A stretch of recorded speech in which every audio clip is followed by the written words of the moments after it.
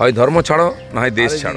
ববি হাকিম বলছেন দাওয়াতে আর ইসলাম হয় ইসলামে এসো, কিন্তু সেখানে বিএসএফ পৌঁছতে পারছে না, কারণ পুলিশ তাকে গাইড করছে না। আর এখানকার সিটগুলো জিতলে মমতা ব্যানার্জি সরকার হয়ে যাবে।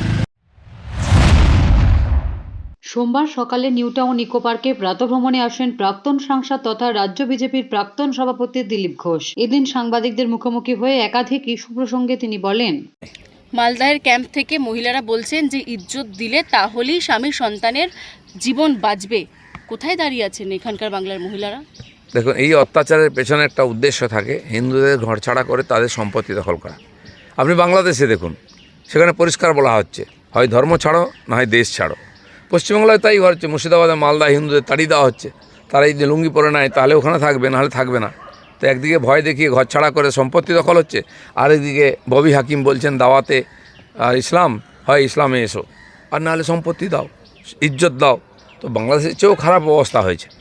তো হিন্দুরা লড়াই করছে ওখানে, কিন্তু এমন জায়গায় আছে ওরা, একা লড়াই করা সম্ভব নয়।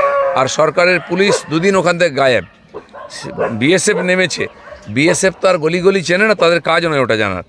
তাকে গাইড করার কথা পুলিশ, পুলিশ তাদেরকে নিয়ে যাচ্ছে না। বহু জায়গা থেকে ফোন আসছে, আমরাও পাঠাচ্ছি নাম, কিন্তু সেখানে বিএসএফ পৌঁছতে পারছে না, কারণ পুলিশ তাকে গাইড করছে না। দ্বিতীয় দিন সকালে যখন আবার সন্ত্রাস শুরু হয়, তখন তারা ব্যারাকে ছিলেন বিএসএফের লোকেরা, কিন্তু তাদেরকে পুলিশ অনুমতিও দেয়নি, সঙ্গে নিয়েও যায়নি। তাই চোখের সামনে এই ঘটনাগুলো ঘটেছে এবং দুটো মার্ডার হয়েছে।